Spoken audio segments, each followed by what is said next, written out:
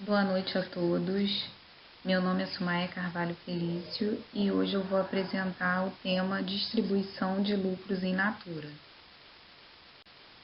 Alcance. A ITG 07 contempla os seguintes tipos de distribuição não recíproca de ativos pela entidade aos seus acionistas e beneficiados.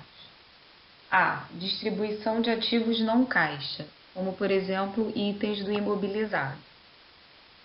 E letra B, distribuição que confere aos sócios da entidade e demais beneficiados a opção de terem na liquidada ativos não caixa ou alternativamente em caixa. Eu fiz algumas observações na tentativa de ficar mais fácil o entendimento. A primeira observação, ela fala sobre a apuração do lucro. A apuração do lucro por uma sociedade e esse lucro, que é destinado aos acionistas ou sócios, é conhecido como dividendo. O dividendo não é todo e qualquer lucro da entidade, mas sim a parte do lucro atribuída e paga por cada ação ou cota.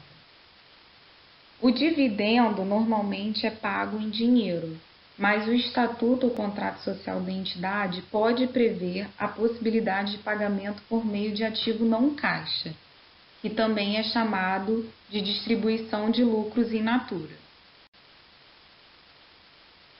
É importante ressaltar que, de acordo com o item 4 do tópico de alcance, a ITG 07 só deverá ser aplicada às distribuições por meio das quais são beneficiados os titulares da mesma classe de instrumentos patrimoniais e cujo tratamento seja equitativo.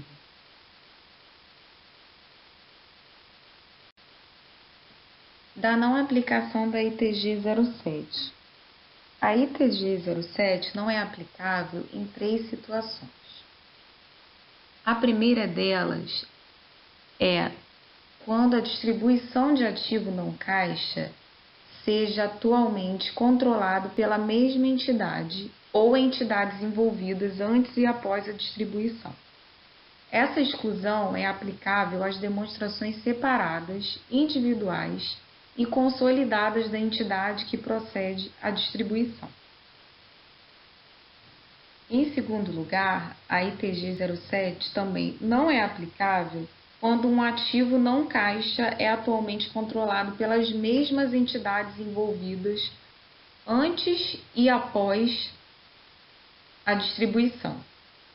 E, por fim, a ITG 07 também não é aplicável quando a entidade distribui parte de sua participação em controlada, mas retém o controle sobre a mesma.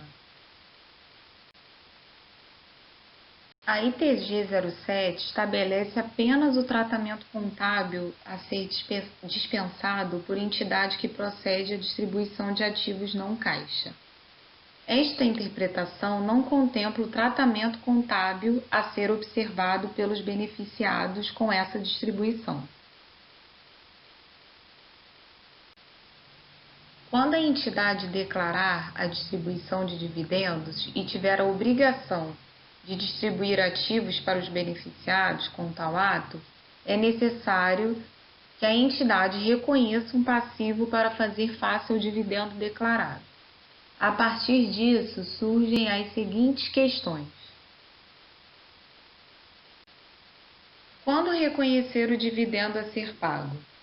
O passivo advindo do dividendo a ser pago deve ser reconhecido quando o dividendo for adequadamente autorizado e estiver no limite da discricionariedade da entidade, que vem a ser a data em que o dividendo é proposto ou em que o dividendo é declarado. E com relação à mensuração do dividendo a ser pago? A entidade deve mensurar um passivo relacionado à obrigação de distribuir ativos não caixa, como dividendo aos seus beneficiários pelo valor justo dos ativos a serem distribuídos. Caso a entidade conceda aos beneficiários de seus dividendos o direito de escolher entre receber um ativo não caixa ou uma alternativa em caixa, a entidade deve estimar o dividendo a ser pago com base no valor justo de cada alternativa. e as probabilidades associadas à seleção de cada alternativa pelos beneficiários. Ao final de cada período de elaboração de balanço patrimonial e na data da liquidação, a entidade deve revisar e ajustar o valor do dividendo provisionado, reconhecendo qualquer mudança no dividendo provisionado no patrimônio líquido como ajuste no montante da distribuição declarada. Como é feita a contabilização da diferença entre o valor contábil dos ativos distribuídos e o valor do dividendo a ser pago quando a entidade liquida a referida obrigação? A entidade, ao liquidar a obrigação correspondente ao dividendo a ser pago, deve reconhecer, na demonstração do resultado do exercício, a eventual diferença entre o valor contábil dos ativos distribuídos e o valor reconhecido correspondente ao dividendo a ser pago. Esta diferença deve ser apresentada em uma linha separada na DRE, como determina a ITG 07. Data efetiva de aplicação da ITG 07.